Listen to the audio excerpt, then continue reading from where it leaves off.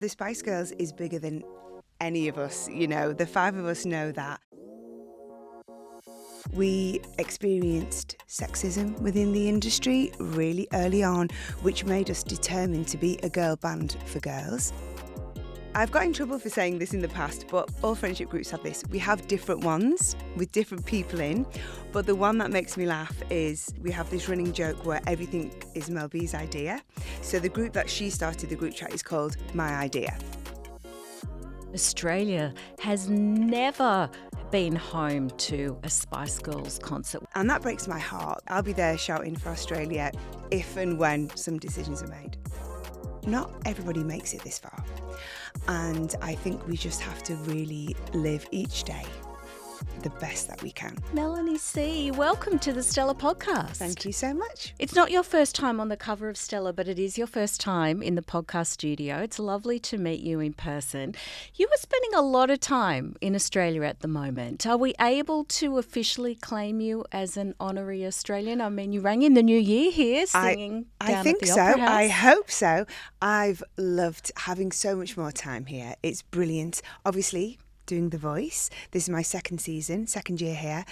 And New Year, wow, what an honour and a privilege it was to perform outside the Opera House. It's been wild. I did have some trips here back in the day with the Spice Girls. We launched the movie here and I've played as a solo artist. But I had a little quiet time when I didn't visit you. So I'm making up for lost time. I mean, how dare you? Was that quiet time during COVID or was there another reason? Well, I was here. In fact, the last time I was in Stella magazine was just before COVID hit. Yes. I had a record out, my last album, and I was doing a promo trip here and I was actually touring with Sink the Pink as well, my beautiful queer collective that I love to work alongside. And yeah, that all happened 2019, 2020, and the world changed forever, didn't it? It sure did. Mm-hmm. I remember thinking at the time you were one of the people that it was a little bit whether you could get home or not because it was such a rapidly evolving situation with the borders. Yeah, it was literally as places and the world started to shut down, really. So I flew to LA, and when I got there, all of the interviews, and I think I was still having writing sessions at the time, but all of the work I had scheduled, places have closed down, and they were, in fact, the president at the time, who's the president right now, we shan't name check him, he closed the borders. So I had to get out quite quickly because my daughter was in London, I was in LA. So yeah, it was a bonkers time, yeah. Not to stay too long in that bonkers time, but I was thinking about everything you've got coming up this year, and we'll be talking through different parts of it, but you've just announced a global tour. As you said, you're here in Australia filming your second turn, your second spin. See what I did there as a coach on The Voice Australia.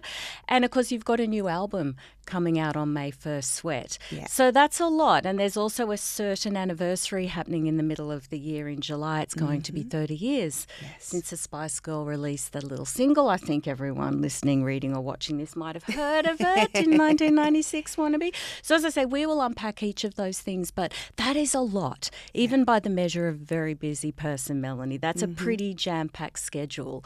Was that time once you got home, were reunited with your daughter, that slowing down, that enforced slowing down, did you welcome that? And what's it been like 6 years after COVID, your pace now? Yeah, it's been really interesting because since I was a kid, since I started with the girls, I think when I met the Spice Girls, 1994, I was 20. And the pace has been pretty hectic from day one, really. And for all of us, the pandemic did mean we had to slow down, and I did welcome it. I don't think I'd been in one place for that long throughout, my career. So that was good. But then, of course, we all got itchy feet, didn't we? And we were raring to get back out there. And I think the brilliant thing that brought is a real appreciation of our freedom to travel, to be together, to be in venues, to perform. So I've come back, I think like most artists, with so much excitement and inspiration and, again, gratitude to do what we do. And I probably have been busier than ever, but I love it. I started DJing as well, so that's kind of doubled my workload, but just in the most joyous way. When you talk about how you got a little bit of itchy feet, do you ever have the reverse of itchy feet? I'm sure there's a phrase for it, Melanie. It's eluding me at the moment. Whether it's now or at earlier stages of your career where you are constantly moving around and you think, gosh, sometimes I wish I just was a bank teller or I worked in a supermarket or I was an accountant, something where you had a little bit more of that, what some might Routine, describe I as suppose. routine. Yeah. Well, you know what? The grass is always greener, isn't it? I think as an artist, I love what I do. And in the last couple of years, meeting my partner, I've really started to accept that my work is such a big part of my life that rather than separating work and life, I enjoy them both together, which has been a big shift for me. I think it's really important as well because I do get to go to incredible places and do incredible things. And yeah, if you're compartmentalizing that as a work thing, sometimes it can get a bit stifling. So it's so lovely to just go, you know what, this is my life. This is my wonderful life that I've been lucky enough to create. So yeah, I'm having a really, really good time. What do you think sparked that shift where you don't compartmentalise it so much? We talk a lot in the culture, this is probably more of a corporate culture than someone of your career, about bringing your whole self to work, quote unquote. For you, Melanie C, what does that look like? Yeah, I think it's really interesting as a performer because like everyone, there are different sides to who we are. And I know when I'm on stage, when I'm performing, I'm very confident and outgoing. But sometimes in real life, in social situations, I can be quite shy and quite quiet. But I think it's just accepting that they're both parts of who you are. But for me, for work, I really take pride in my work. No matter what I'm doing, I feel really grateful and lucky for all of the wonderful things that I've been able to do. So I just try to not take anything for granted. And yeah, I think that shift happened probably meeting, my partner, Chris. He is able to travel with me a lot. He's a screenwriter, so often he can be anywhere. And that usually means with me, which is good for me. And yeah, it's just so beautiful to be able to enjoy the life I have with the person I love. And also, I imagine when you talk about being only 20 when you audition for the Spice Girls, obviously it would be terrible cliche, albeit true, to think you could never have foreseen what life would look like 30 years, 32 years on from that first audition. Now age 52. Also, I imagine you never foresaw a world where you might still be working at the level that you are now because the culture has, I hope, moved on in that we are embracing women, God forbid, over the age of 25, 35, 45, 55. We've got people like yourself having these fantastic, highly visible and celebrated careers with no end in sight. Yeah, I think when you're young, you don't really think too much about the future, do you? You're very much in the present. And that was such an exciting time for myself and the Spice Girls, and we experienced sexism within the industry really early on, which made us determined to be a girl band for girls. And then quite quickly we realised we had a great following in the LGBTQ plus community. So it just became this really, beautiful movement that was so inclusive and we were so proud of.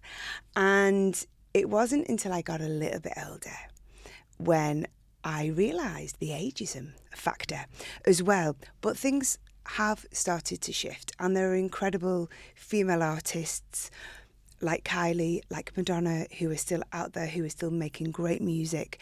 And there was definitely a time where we wouldn't have had these opportunities in our 50s. I think women are having a real moment. It's so important. We talk about this on The Voice.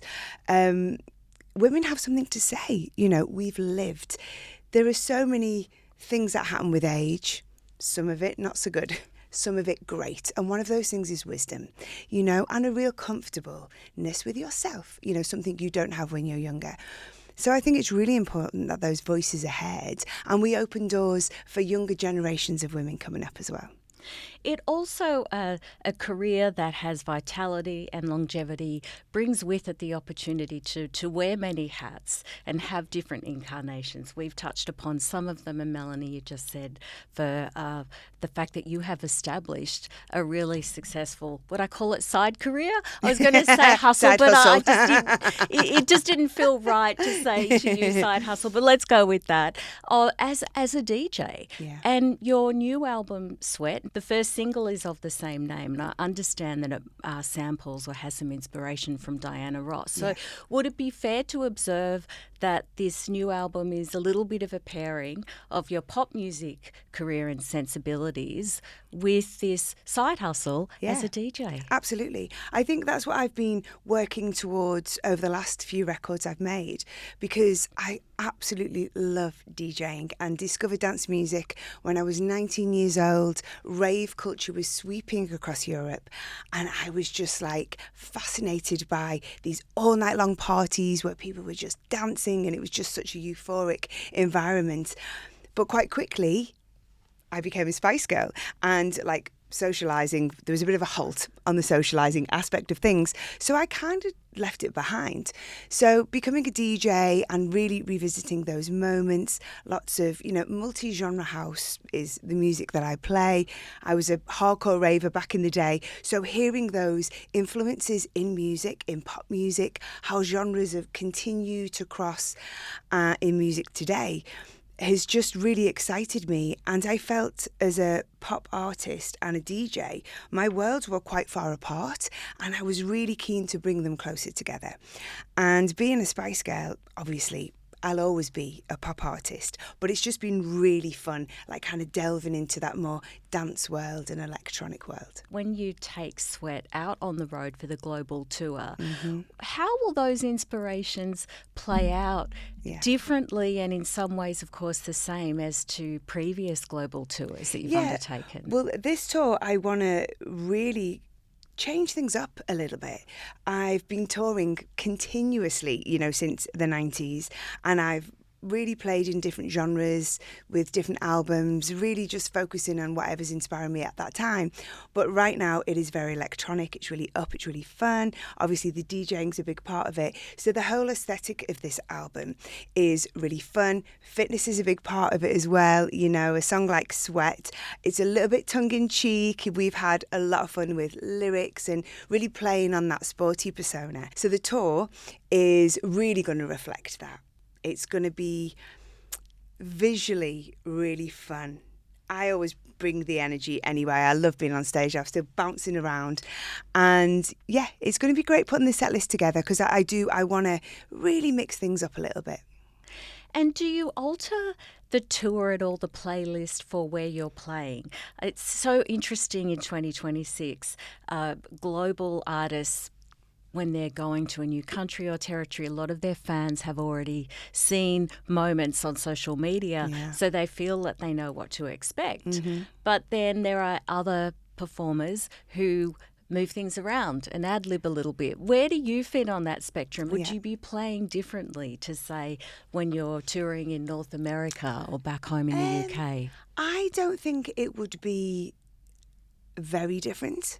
There might be some subtle changes in different territories where if particular songs have really, if someone's gravitated towards a particular song from the album, we'd maybe lean into that a little bit more. But I think here in Australia, one of the reasons I love it here is I feel at home. And I always say this, people have probably heard me say this a million times, but being from the north of the UK and being in Australia, we're the same. We've got the same sense of humour, we make fun of ourselves, and so I just feel very comfortable. And I think even musically, we sit in a very similar world. Have you found that you have adopted anything from the Australian lexicon and found yourself using it back home, or vice versa, of course, because we would expect the odd north of England twang or turn of phrase on the voice? Being with an Aussie, I have a lot of fun finding out some of the names you have for things. And me and my daughter, we laugh so much because there's something about Australianisms which are very literal. And for some reason that just really tickles us. One of my favourites is the slippery dip, which we call a slide. Yeah. What? Yeah. When you first heard that, you're like, what was it? what's it called? Yeah. And that would be a funny one when you're saying that then in an environment where no one's heard of it before. Yeah. Are there any others that spring to mind? Not to put you on the spot. Now we were driving down the road one day, and my partner was saying, "No, you can't go in that lane because there's a witch's hat," and I was like, "Sorry, there's what?" There's a witch's hat. We call it a cone, right? But it looks Which like probably a witch's makes hat. more sense, I guess. So, yeah. But yeah, I mean, these things, they sound really silly, but when somebody says it with conviction, seriously, yeah, we have a lot of laughs over that. You're probably thinking for a moment, what, a witch's hat? What? Is it Halloween? What's Where going on? am I? what is going on in this country? I wasn't aware of this sort of, how did they get there? Let me ask you a little bit about the working on The Voice and seeing the contestants come through. What does that spark in you? I imagine it really takes you back depending on where they are in their career and their age and their experience, and if they remind you of yourself or someone else that you've worked with along the way. And has that played any role as you go into the second season of it in how you show up as a performer and a creative yourself? Yeah, I think working as a coach on The Voice, it's so inspiring because you see so many people, and we have all ages from all different walks of life. And I think it just reminds you of that ambition and that hunger and just how much talent is out there, And season 1, I found quite difficult because I just didn't have the confidence in my ability to help these people improve. And it's, it sounds silly, but, obviously I think we go through our lives and we're busy and we're doing the things, and you don't realise how much experience you have until you meet somebody who hasn't had that experience. So last year was brilliant for me because I saw the improvement rapidly in a lot of my artists. And so I've come back to this season feeling a lot more confident and really excited to kind of like get into it again. But just seeing people and their dreams and I think it's incredible when we meet someone who is maybe a plumber, a train driver, someone who's worked in these what we would consider to be very normal careers, but they've got this incredible talent, and that's what I love about the show. It really gives people an opportunity to be seen, to be heard. And what about the dynamic between yourself and the fellow coaches? So you and Ronan Keating knew each other. This is the second year working together. There's Richard Marks and Kate Miller-Heidke. Yeah. It is obviously a competitive component because when you all turn around or spin around for somebody, then you've all got to do your little pitch and get them to come to you. So let me ask you a little bit about the dynamic. Can you tell us, have you got a particular pitch this year, Melanie, or do you just... Because I would imagine it's like, well, hello. Yeah. It's me. Yeah. The great thing is about my fellow coaches, we're all so different. Obviously, probably me and Ronan are the most similar. Him from the boy band, me from the girl band. But Kate, in a league of her own in her, genre. And then Richard is something else. Singer, songwriter, producer, worked with the greats in the world. So often when we see an artist, we kind of have a feeling who they might go with. So that's when, the heat is on and the pitch has got to be good. But I think this year I'm just coming with more confidence. And for me, there are the obvious ones where if it's somebody who is more of a dancer alongside their work, wants to be more in a pop scenario. So I know I'm pretty keen to get my hands on those people, but it's the other ones that kind of fall in the cracks, whether it's, a big voice like somebody who might want to go towards Kate. So yeah, it's always fun to see where people go. Sometimes I'm a little bit surprised, but I think this year definitely I'm going to be going in all guns blazing. If I ask you to wind back the clock to 20-year-old Melanie going to audition for the Spice Girls, if that was happening in 2026 and you were auditioning for The Voice Australia, What would you do? What song would you pick? This is a really good question. So I sang Pointer Sisters, I'm So Excited, for my audition for the band that became the Spice Girls. And that was basically because my mum's also a singer. And we're back in the 90s now, so we didn't have all the music platforms to drag their backing tracks from. We had to use sheet music, and I didn't have any sheet music. I was like, Mum, what you got? And she posted it down to me in London. I mean, it sounds like, another time, doesn't it? But it was, though. It I mean, was. I'm the same age. It was a different time. It's wild, right? So I left home when I was 16. I went to Performing Arts College, and I used to call my mum on a payphone once a week, and I putting all my 20p's in until I ran out. And, I think about it now, all of us, we have our children tracked on our phones. We know where they are 24/7. We don't know what they're doing, but we know where they are. And I just think, wow, our parents must have just been petrified. Can you imagine a girl from the north of England goes down to London to study, and you virtually had very little contact with them? It's unbelievable how much change has happened so in 3 much. decades. Yeah. We have to surrender them. Our parents' generation must have just had to surrender so much more to the universe than we do. And obviously there's a good side to that too for all of us, that we're not so plugged in. I love the fact that the song that you picked was the Pointer Sisters. It feels a bit full circle moment. There might be a little bit of inspiration for that in Sweat as well. Yeah, absolutely. Well, my mum's such a huge inspiration to me because I have never known a life without music. My mum sang from the age of 14. She was in bands. So when I was growing up, there was always musicians in the house, people rehearsing. I used to go and watch her play at weekends. And to me, that was just my normal. And it wasn't until, I got older and started hanging out with my friends' houses and stuff, I realised, oh, okay, I live in quite an unusual environment, and I was just so proud of my mum. She was so glamorous, and I really looked up to her. So definitely a lot of the music she was performing at the time was what inspired me. And it's having a real moment, isn't it? I feel like there's a few different revivals going on at the moment, and there's a real sort of affinity, I think, for whatever age. Because let me ask you a little bit, Melanie, about the demographic. I mean, obviously, the people that you're mentoring on The Voice Australia, it's quite a wide demographic. As you say, it could be someone coming in that's a plumber, might be quite well established in their life, might have a family. Yeah. This is a pivot for them, all the way through to, of course, people that would be a bit more reminiscent to yourself as that 20-year-old auditioning and very much at the beginning of their career. Do you find that people respond to you the same way because your origin story through the Spice Girls is genuinely one of those rare stories where it's got this massive, not only global recognition, but true multi-generational recognition? It's true, it astounds me. I think especially the younger artists, and I think we have one of our youngest ever singers this year. And it's so beautiful, being a Spice Girl. Obviously, there's a certain age, from the 30s, 40s, we know, they were the right age at the right time. It was definitely a part of their upbringing and growing up.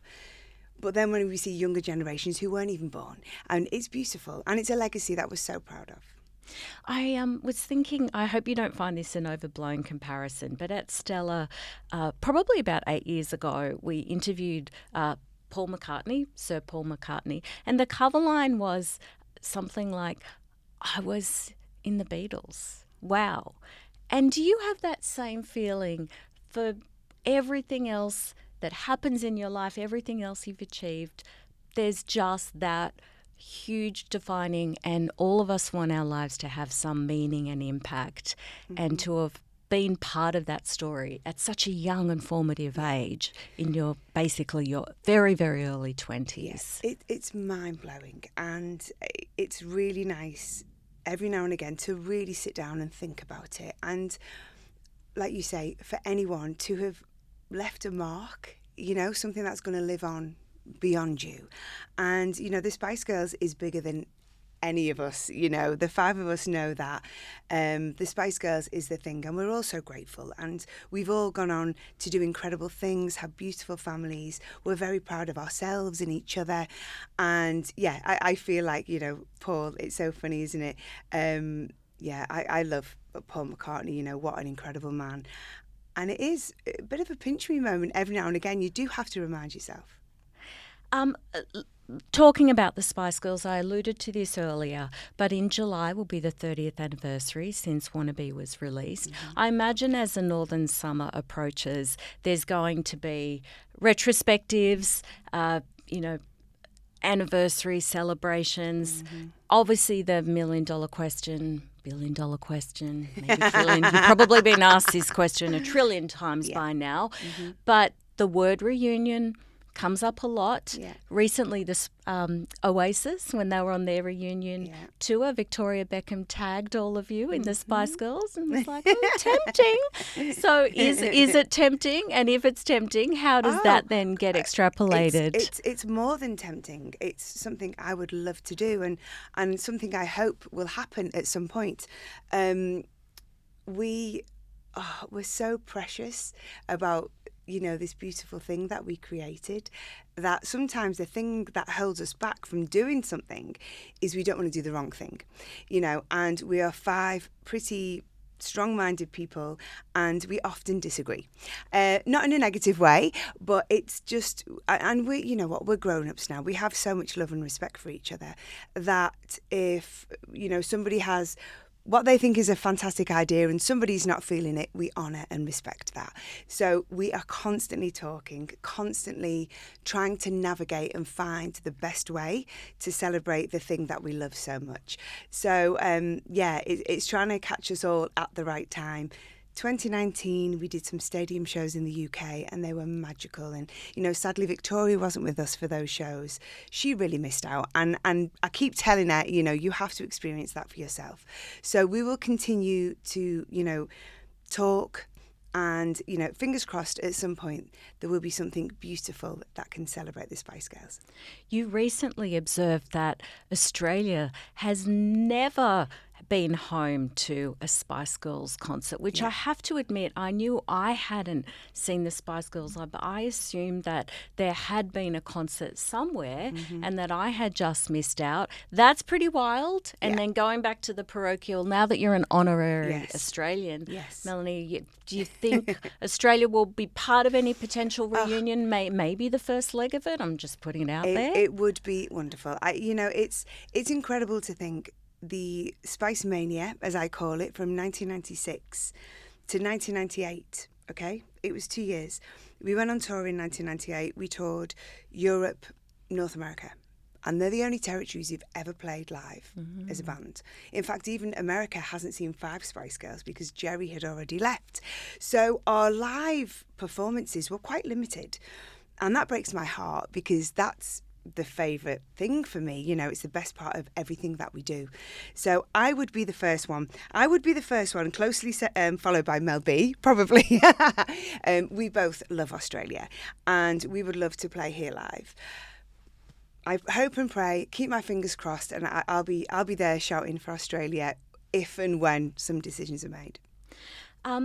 I also wanted just to ask you a little bit about the fact that friendship and that connection has endured. I think it's so heartwarming for many reasons. Obviously, for fans, it means the world. But it also helps counter that narrative that you dealt with throughout your career when the Spice Girls were still together, and then as the band started to take a slight incarnation, and then in the years since, every time there's tour conversation, it's always that classic catfight or terribly unimaginative variable of, because as you and I both know, if we love to do anything as a culture, as a media, as social media, is to pit women against one another, and the more famous and successful, the better.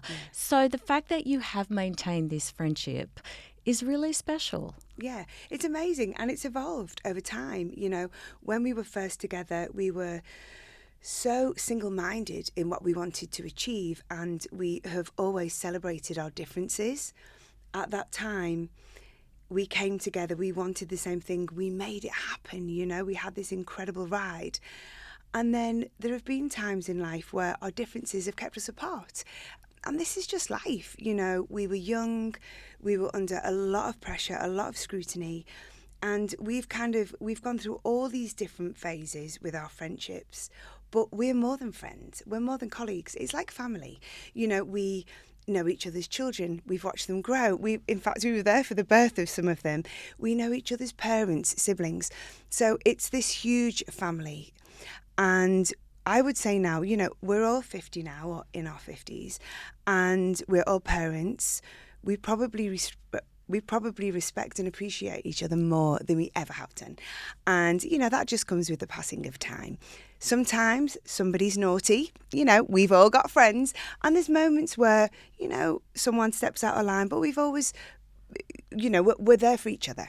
No matter what happens, if anybody needs something, you know, and I know, we all know that we're there for each other.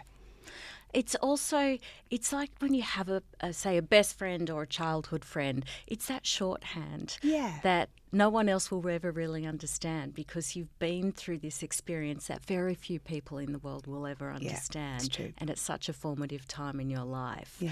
I think those sorts of connections, whether they're professional or personal, are really rare. You're Absolutely. witnesses to one another's life stories. Yeah, I don't think anybody knows us five as well as we know each other. You know, we've been through so much together. And like I say, no one's experienced that. It's very, very rare. So, yeah, we do appreciate that more now than ever. It's lovely how you say, you know, you've seen each other. Your lives have obviously gone through different chapters and have children. Victoria Beckham's son, Cruz, posted a video just recently, which was really lovely, where it was yourself, Victoria, Emma and Jerry. And he was accompanying you, singing Viva Forever, I think. Like, he's moments like that. He's a great musician. Yeah, he's got music out right now, and he's so lovely because it's always been his passion. And, you know, obviously David and Victoria have a beautiful family, and the children have gone off in different directions, but Cruz has always been music. And I remember when he was little, I remember having him on stage with me. I remember him being on stage with the Spice Girls. But he's been smart because he's taken his time. He's really understood the craft. You know, he plays, he produces, and he's having a great time. He's loving being out there. Well, I was going to say maybe we could get him on The Voice Australia, but maybe if there is a Spice Girls reunion for the 30th anniversary, maybe he could do a cameo. Yeah. That's right, exactly. Final question on that, just if you're comfortable saying, is there like a Spice Girls group chat? If so, does it have a name? And is there one person of the five that you know is going to send you the funny text? You know, when if you've got a group chat or a group, it's always going to be someone that goes, well, of course. Exactly. Is there somebody that's their specialty? Well, I've got in trouble for saying this in the past, but all friendship groups have this. We have different ones with different people in, but the one that makes me laugh is, it's so funny, over the years we have this running joke where everything is Mel B's idea. So the group that she started, the group chat, is called My Idea. And yeah, she will definitely be the one sending the funny messages. Yeah, I think a lot of us can relate to that. I was going to say, I think I might be that person. There's probably group chats going. I know. I Sarah said to Emma once, I said, you know, you're the only person who's not got a group chat without you in it. And she's like, what do you mean? I'm like, you're so diplomatic. In preparation for this interview, Melanie, I was watching an interview from 1996. It was in a restaurant. It was with the five of you, and it was just before the Spice Girls really exploded. The single had just come out, and you're all sitting there chatting, having dinner. It was, I believe, a British journalist who clearly had no idea that they were there where history was about to explode. I think on YouTube it's literally labelled something like "interview with the Spice Girls" just before they exploded. So, you know, it literally says what it is on the tin. And it was so fascinating watching that. And as I've touched upon in this, no one could have known what was possibly around the corner.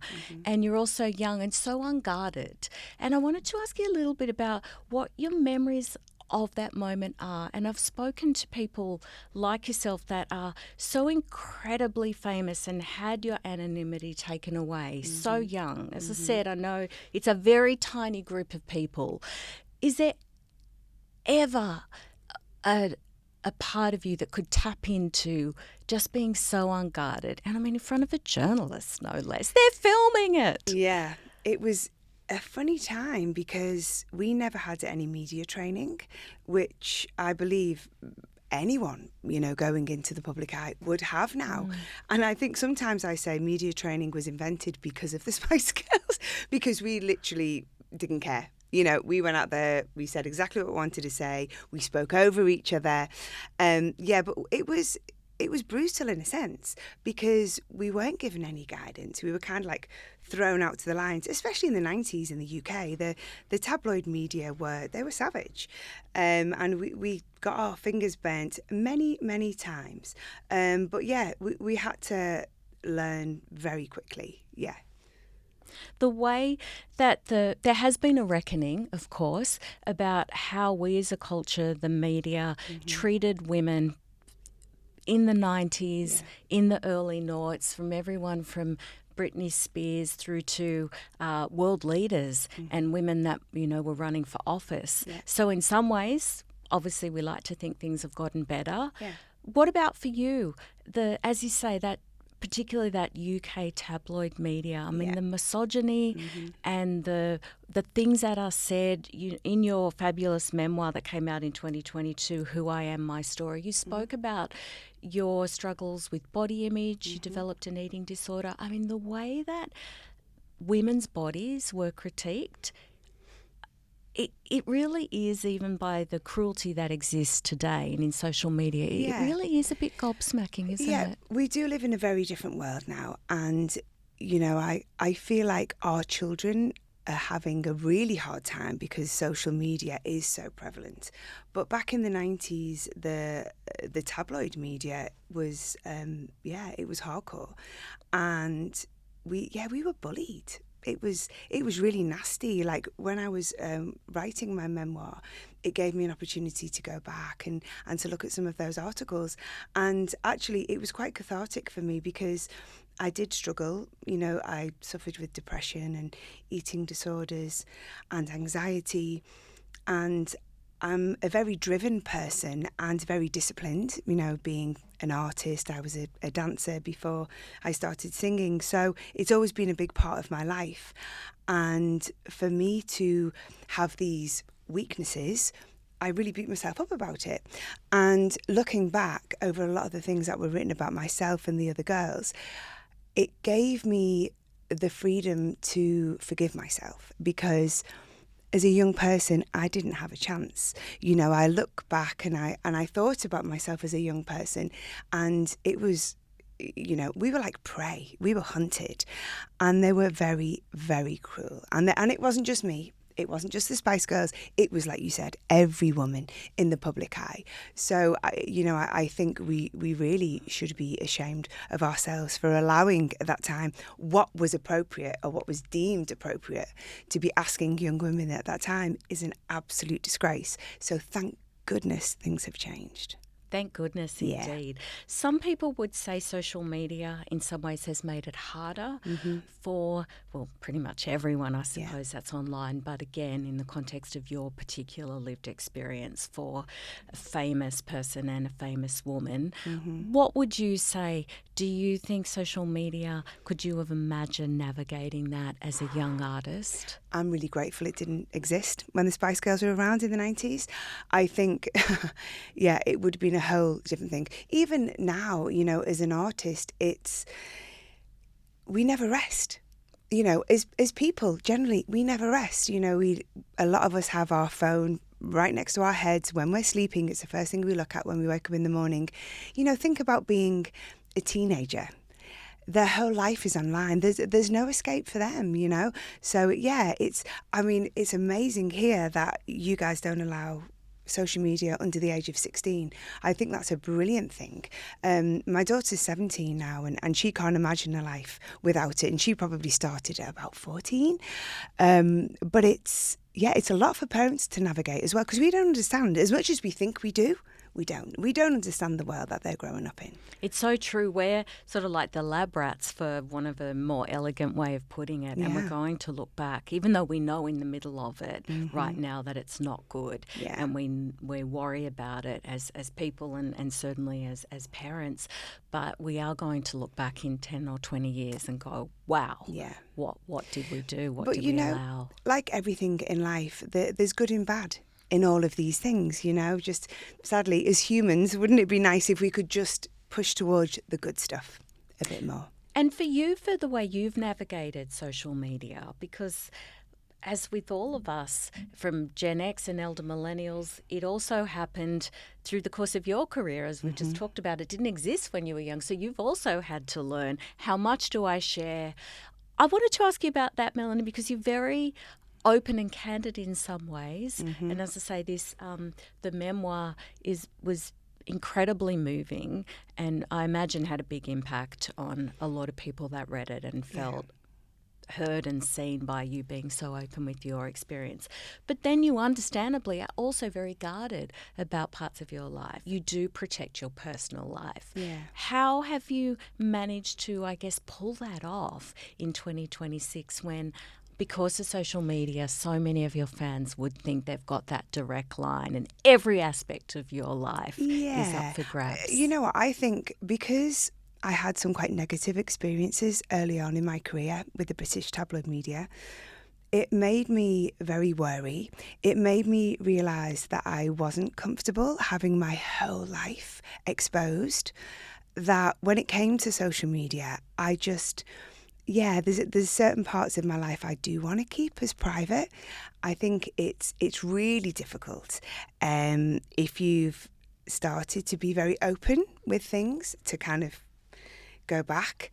So I feel grateful for some of the decisions that I made early on. But it's a constant question really, because like you say, in interviews I'll speak very openly about my partner, my daughter, but I'm not that comfortable. And also, I also am very conscious that what I do for a career affects everybody around me.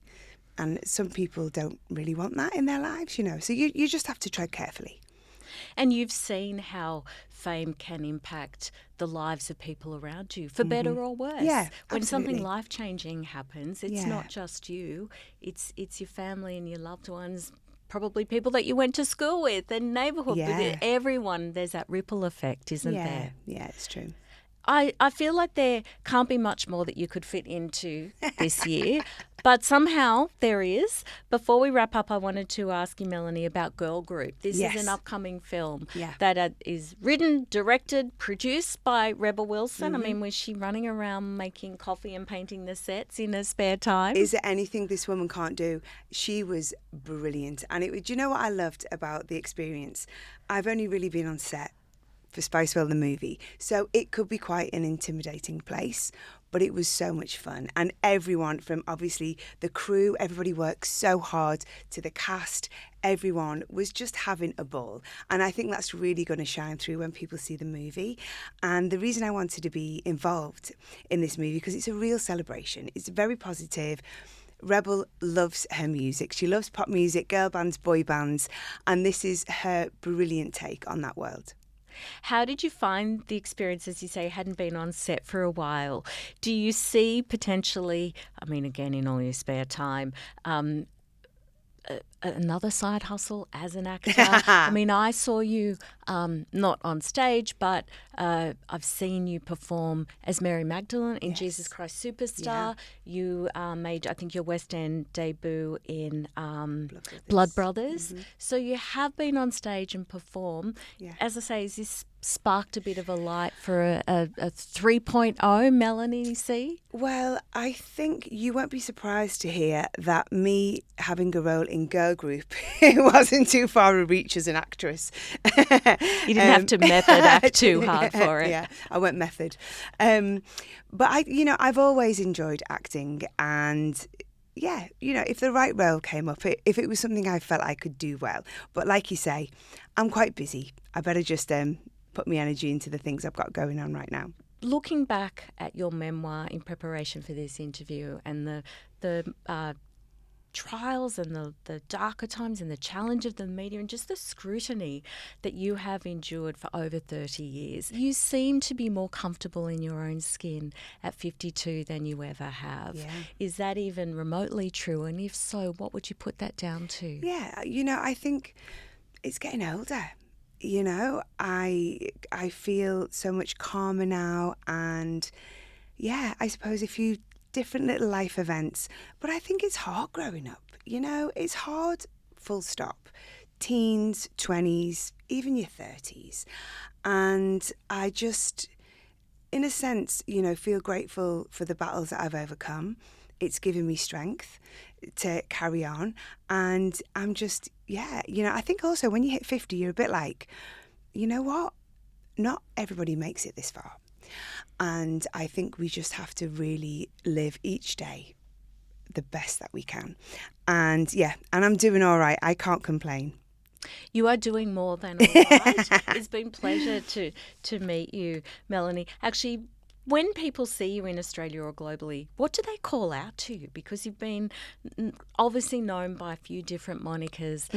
Sporty Spice, I've had no reason to refer to you as Sporty Spice until this very end, so I've got to quickly get it in. But what do they call out? I probably get Mel C more than anything. Sometimes I get Mel B, and the occasional Sporty. Do you have a preference? Like, just if anyone is going to spot you in Australia anytime this year, what should they say? Yeah, you're probably going to get your best response if you just say Mel. Well, it really has been a pleasure. Now, Melanie's new album, Sweat, is out 1st of May, and tickets for her Australian tour on sale soon via Live Nation. Thank you. I can't think of an honorary Australian I would love to welcome into our country. I mean, I've just appointed myself some newfound ambassador for citizenship or whatever. Look, it's going to take. It's been a real pleasure to chat to you. Thank you. I've really enjoyed it. Thank you.